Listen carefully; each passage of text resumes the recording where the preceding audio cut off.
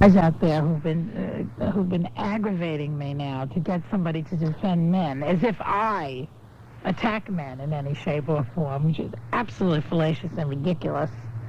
I've now gotten someone for you. Now, this guy, Mel Feit, his name is, you've seen him on television. You've seen him on the Donahue show.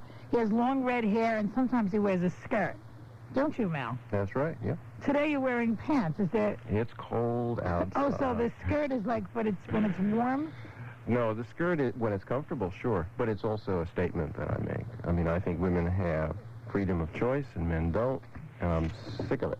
That's true. Women can wear pants and look like men, but men, well, that's because men don't want to be called sissies. They're the ones who put the restriction on themselves. Well, no, I don't agree with you at all. I mean, I don't have that much opposition from men when I wear my skirt. They come up to me to ask me about it, but there's intense hostility from women. I can see it in their eyes. They hate me when I wear my skirt. Because you're wearing a skirt? Yeah, they hate me for that. But the men love you, right? Well, I think the men are basically indifferent, but the premise of your comment is that somehow men enjoy being discriminated against. Isn't that basically what you meant to say? That men don't mind not having the same choices that women have. I don't buy that for a second. No, that's not what I said. That's exactly what you said. You said it's men who don't want to have a choice. What is this going to be, one of these mornings now? Well, but I'd take advantage of you since you're tired. And exactly what you're doing. Yeah.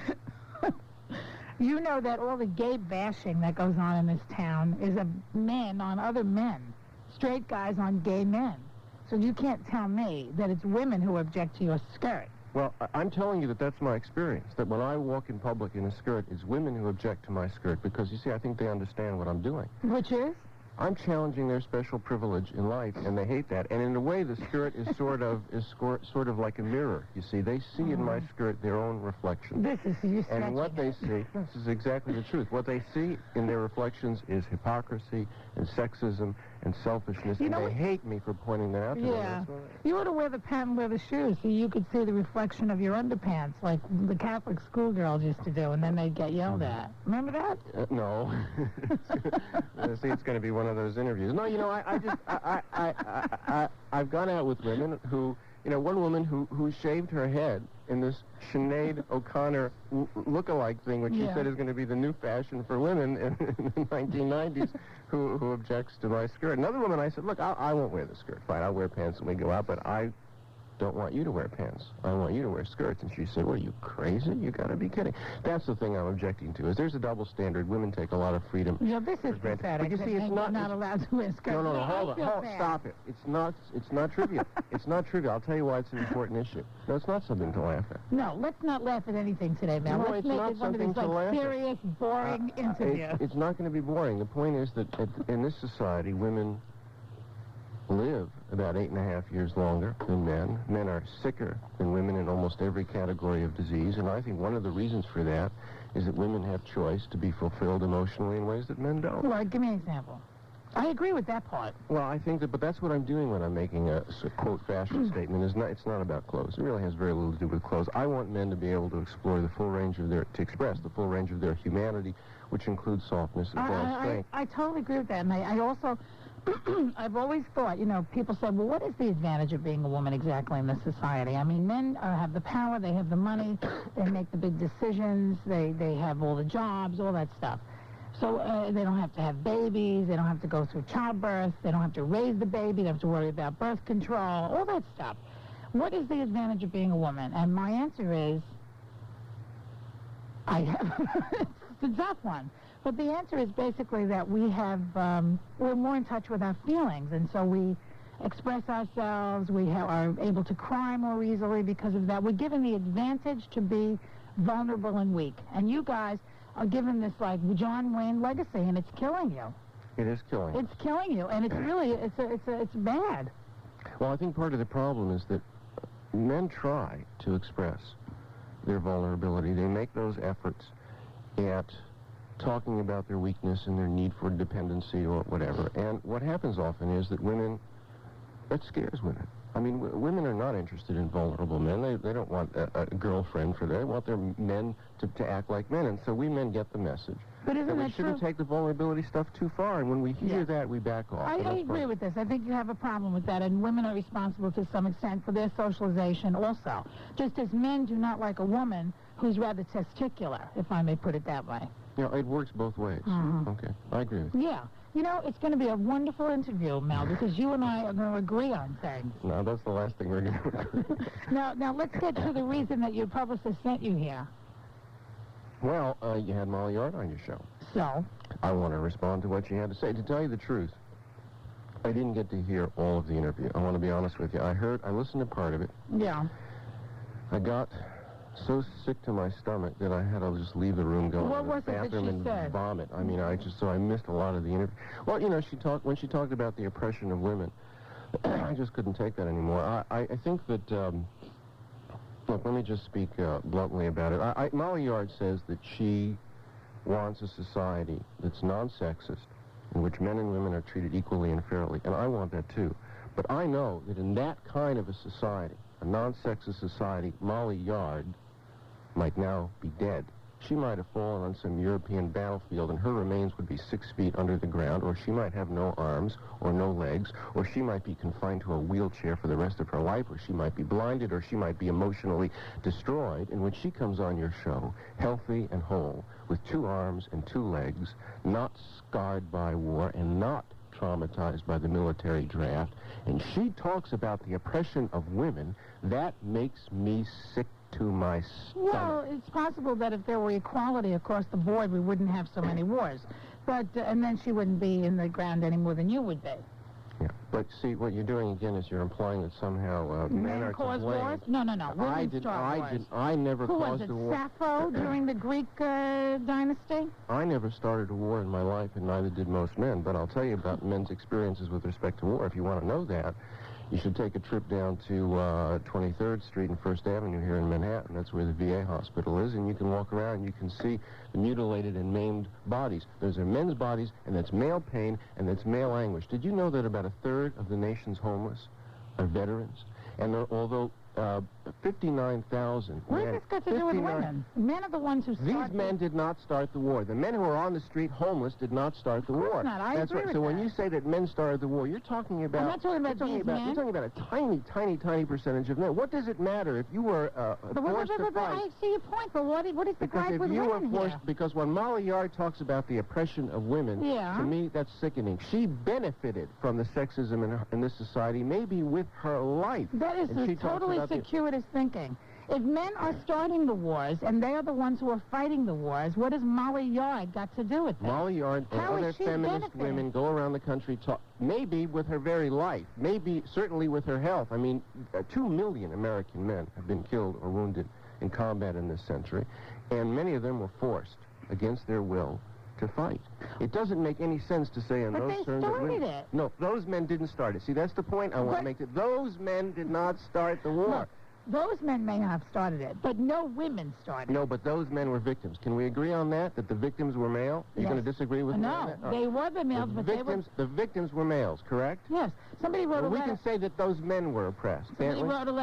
Somebody wrote a letter to the Times or the Post this weekend and said, you know, if for centuries old men have been sending young men to war, if they reversed that, probably there would be an end to war. But you see, what I'm saying is that I think that Molly Yard and other feminist women are being very insensitive to male pain. I started to tell you, I think you're being insensitive right now. I started to tell you that although 59,000 men died in Vietnam since the end of the war, 59,000 Vietnam veterans have committed suicide. Vets are homeless, sick, depressed, they kill themselves. And when feminist women say that women have been oppressed, they just seem to dismiss this enormous male pain. No. You're not thinking clearly. You're being insensitive, Mel. You're not understanding. Women are saying, stop the war, period. Stop the fighting. Put the guns away. I didn't hear Molly Yard say that. She talked about the oppression of women. Let me tell you about, you said it was a man's world, and I want to tell you about a man's world. Do you know that about 90% of the adult homeless population in New York City are men? Did you know that? I called up the Coalition for the Homeless. Why? Because this is a society that makes that puts a safety net under women. And it seems to be... Oh, this is ridiculous. You know, how do you ask me a question, why? You answer the question. Why is it that most of the homeless in New York City and around the country are men? I would say probably because more men use drugs and alcohol. And why is that? Why is it that more men suffer in virtually every major category of disease and they wind up killing themselves because they're not 3, 4, 5 times more often than women? Because they're not in touch with their feelings. So you think that suicide is a sign of power? Somehow it's a man's world, men are in control, and yet they're blowing their brains out. Women are suffering from depression much more than men, as you know if you read the Times last week. Women say they suffer from depression more than men, but the objective way to measure suicide is when someone takes a loaded gun, puts it to his brains, and blows his head apart, and men do that a lot more frequently than women. That's because the reason they that women have access to guns. No, the reason that women say they suffer from depression more is that they're allowed to express sadness and depression, and men are told that if you're depressed, you're a failure as a human being, and men never get in touch with those feelings. But Molly Yard's not the perpetrator of that particular push. Molly Yard and other feminists who say that this is a man's world and that women have been oppressed trivialize. No, don't. It's men who are telling other men not to feel. We're going to take a break, and then we will come back. Now, why don't you call us? So far, it's been rather civilized. We're still smiling. In New Jersey, it's 201-489-WABC. Everywhere else, 212-563-WABC. This is Sonny Brock with a tip, inside financing. Are you financing a house, a condo, or a co-op? You know, it's not as easy. Hey, it's Joy Behar. It's 9:22. I'm talking to Mel Feit, who is the president? Executive Director. Of the National Center for Men, which exists of you, I presume. Or do you have a group? No, it's a national organization. We have about 1,700 people across the country in Canada and England, and I ought to say that about 10% of our members are women, and there are people, women in leadership positions in our organization, too. Well, that's very white of you. I think it's very non-sexist of us, and the National Center for Men is the place to be if you're a non-sexist human being. Yeah. What was I going to say? Everybody's looking at me and yelling at me because I went and got you water. James is like, what? But you see... I see the way you did that, though. I asked you for it, and you just went and did it. You didn't challenge it. You just no, there's nothing to challenge because you're my guest. Thank you. If I were your guest, I would presume you would get it from me. Surely. Equality is what we're after here. That's right. Okay. Let's go. We're going to take some calls because, I mean, I don't know if I don't want to do the whole thing today myself. I'm on these things all the time. Let's hear from Frank. Hello? Hello, Frank. No, it's Vic. Oh, Vic, I'm sorry. That's okay. Go ahead, Vic. I just wanted to take exception to your pitting war on men. It's not at all a product of testosterone or anything else. If you want to look at a very simple example, who invaded the Falklands? Was that a man, or was it a political decision based on political pressures? Well, the fact is that men have all the political power, and so therefore they're the ones who do it. But there is a perfect example of a woman who is in a political position, and based on the responsibilities of that position, she made a decision for war. It had nothing to do with gender. I see your point, and a lot of people will say that if women were in power, we'd have the same problem. But you know what? I'd like to give it a shot. I'd like to see what would happen. No, but when women are in power, they're not any more peaceful than men. But that's not the point I was making. I was talking about the victims. And despite the fact that despite the fact that there are more men in power than women, men are the ones who are victimized. And why don't you take issue with the men? What difference does it make? Why attack women first for that of all, one, when we're not even involved? We live in a democratic society in which a majority of the electorate is women. To say that women are not involved is simply absolutely ridiculous. I think the people in power do the bidding of the electorate, and the majority of the electorate are female. Oh, please. What did I say that was wrong there? Because if the majority of the electorate is female, then how come the female don't have the power? I think that in lots of ways that are very important, women do have power. When you talk about electoral politics, you're talking about a very tiny part of the human life. Women have enormous power in lots of areas. What about in the world? In the whole world? In the world, for example, reproductive power. A woman has control and choice and freedom. She will say... That is about as recent as you. She will say... That is in this century that we've had any kind of reproductive power. But at the moment, in 1990, men have no choice. What they have are obligations and responsibilities without any rights which they have abandoned with great alacrity, I might add.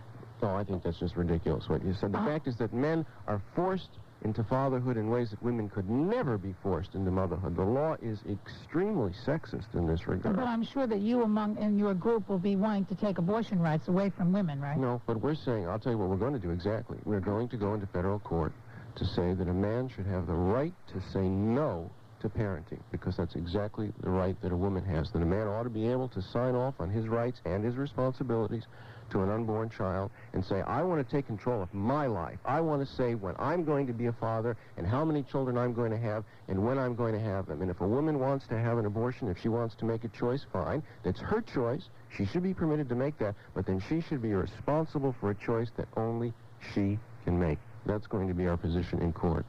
And what happens when she has when she has the baby, and he agrees at that time, and then changes his mind? No, but then he's responsible. I'm talking about the fact that a man should have the right, the way a woman has the right, up until the point of viability of the fetus, to say, I do not want to be a father. I am not going to be responsible. I'm also not going to have any rights to this child. Are you referring to like the small percentage of women who have babies and don't tell the husbands or the fathers?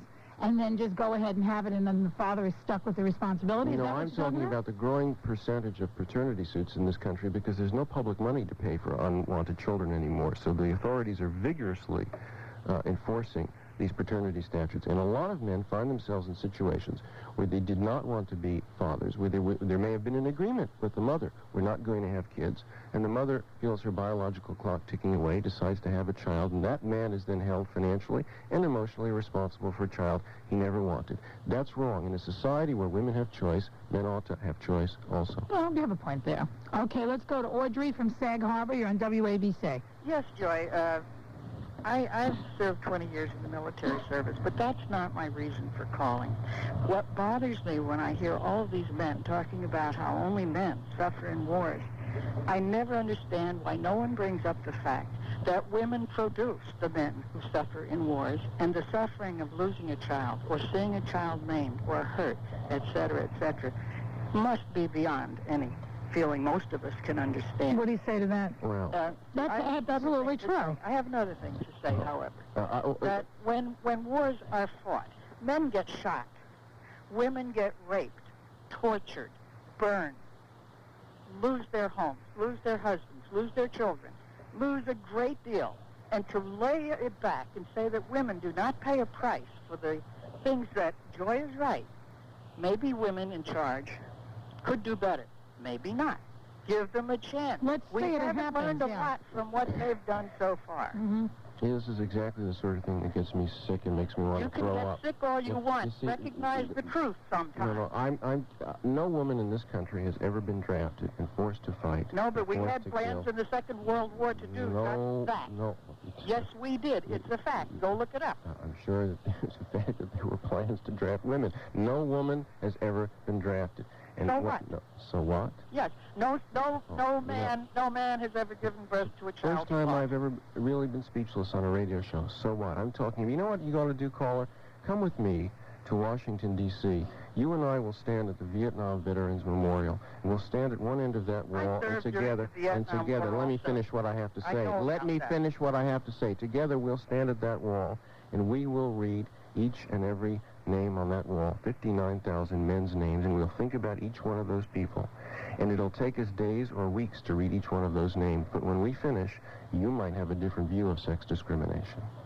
I have been to Washington. I served during the Vietnam War, during the Korean War, and I've met an awful lot of women who have been through war, and I think that to try to say that one sex suffers more than another is ridiculous. No one has ever been drafted. You know what I'd like to see also? I'd like to see a list of the names of women who've been raped and murdered by their husbands and by men in this society. That list is probably just as long as the one you just I'm mentioned. ready for you. I'm ready on this. I just pulled a newspaper clipping out of yesterday's newspaper. Let's talk about rape for a moment.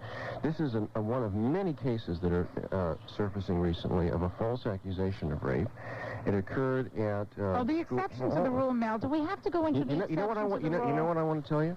I want you to have Linda Fairstein on your program. She is this person who runs the sex crimes unit in New York. And Ms. Fairstein says that half of rape claims are false. Now, don't take that up with me. You take that up with her, because she says 50% of the time when a woman says that a man raped her, she's trying to rape him.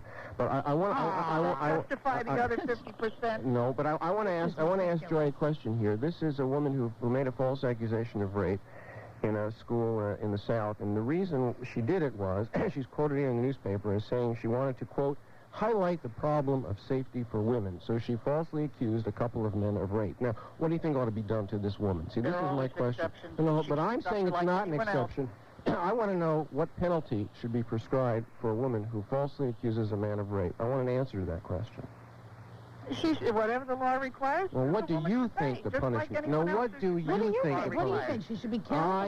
I think that accusing someone falsely of a crime that could send him to jail for 15 or 20 or 30 years and destroy his life is an act which is the moral equivalent of attempted murder. And I think, in France, for example, if you accuse someone of a crime and that person can go to jail for 20 years as a result, the penalty for that is 20 years in jail. What happens in this country, when a woman falsely accuses a man of rape, she goes home. She's not prosecuted. Nothing is ever done. You know, I think that it's this type of a rap that allows men to just go through life blithely committing these crimes over and over again, because there's always someone like you who's going to come in and give the exception to the rule, and they'll say, you see? Yeah, but you see, I made a point and you've ignored the point. But it's irrelevant. You've ignored the point. My point, let me just finish my statement. My point is that I want you to have Linda Fairstein on your show and ask her about this, because maybe I will and maybe I won't. She has said, I'm not the one who says it, the woman in charge of the sex crimes unit in New York says that half. How many times do you have to hear this point? Because you keep saying it's an exception to the rule, but if 50% of claims are false, but what that's about no the exception, 50%? is it? All right, let's say you're right. What about the 50% of women who are raped? What do you say to that? What should happen to those men? Should we castrate them? No, I Should we send them to jail for life? You bet. Well, for a very long time, I'm opposed to any kind of sexual violence, and the National Center for Men is not going to condone any kind of abuse or violence. And any man who thinks that the answer to his anger is to become violent sexually will have no friends at the National Center for Men. I have to make that very clear. Good. Instead of condemning everyone for the few women who might do what you say they do, simply make a law that deals effectively with that. Listen, look what I just did. Let the other women alone. I want the audience to see what just happened here. I'm condemning men who hurt and who abuse women. Now, I'm talking about 50% of women who try to destroy men, and you won't say anything to condemn those women. I put you on the spot, and I want you to condemn those women. Let her talk. I just said, Mr. Feit, that if there are women out there who are ruining the lives of men, the way women ruin women's lives, then we should make laws that deal effectively with those exceptions to the rule. Most women do not go out accusing men. Most women are very... I have had 8 brothers. I have no disregard for men. I have great love for men. But that doesn't change facts. Facts happen to be facts. And most women do not go out with the intention of beating up on men. Most women in our country, at least, really and truly want equality. And that doesn't mean one has more control than another. Right. Okay, thank you. Thank you. Oh, thank you, Audrey. You know, when you talk about exceptions to the rule, you're not making much headway here. We have to deal with like, for instance, now they're in Florida, I see in today's paper, they think that there is a couple of women who are going around doing serial killings. They have never seen this before. Serial killings are strictly the priority of males. Yep. Ted Bundy and those dogs. Men are more violent than women, but men are also in jail a lot more than women. And if you're going to take a break now, I'd like, when you come back, to find out why you think it is that there's so many more men in jail than women. I want to know your answer. And a lot of those men in jail who are getting raped are falsely accusing the other prisoners of doing it. Right?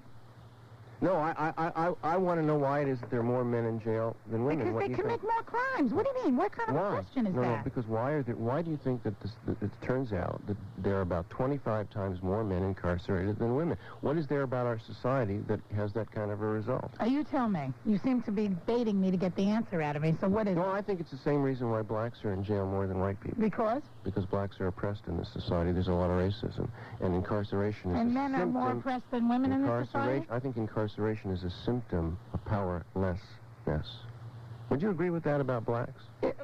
I think that the reason there are many blacks in jail is a very complicated subject. And do you think it's a symptom of their powerlessness and their oppression in society. I think that it's a symptom of racism in this country, absolutely. That's right. But when men are incarcerated more than... you don't think they're black men who are in jail. There aren't white men in jail anymore. Men are in jail 25 times more than women. Black men, not white men like you. Men in general are in jail 25 times more than women, and I don't think it's because men are inherently bad, inherently violent. Who said they were? Well, Nobody said anybody was inherently anything. You have to deal with the fact that men commit more crime than women, and I don't think it's... It's a system that perpetuates the situation, and you know it. Yeah, and maybe the system doesn't deal with men so kindly, and they wind up doing things that get them in trouble. And a lot of these men are in jail because they kill women. No, but women kill men just as often as men kill women. They do not. Statistics on that are... grow up. Frank from Queens, you're on WABC. Yes, Mel, it's an honor and rare privilege indeed to speak to you, sir. I've seen you many times beautiful. Thank you. On TV. First of all, I have two things to speak about, Mel. The first is that who the hell is Molly Yard? Nobody elected her to any public office. She is one of the many self-appointed, self-anointed judge, juries, and executioners of all that we let's avoid too many speeches, okay, Frank? It's only an hour show. Say what we believe. I don't have to listen to Molly Yard, and yet my life has to be affected by a non-elected media creation. Okay, do you realize that Molly Yard is a cultural imperialist? She is a cultural racist. Do you have a question, Frank? Yes, when she appeared on this show... Today, I'm going into menopause, all right, Frank? Let's go. Saudi Arabia. Oh, I can't. Stacy from New Jersey, you're on WABC. Hi, Joyce. That was a great call. Thank you. Why did you cut him off? I point out that you cut off the man and you didn't cut off the woman who was being very abusive to me. The woman was being very reasonable. Frank. That was funny, wasn't it? Yeah. Joy has good judgment, and that's why she has a good show. This last guy's a crazy nut. He's listening to Rush.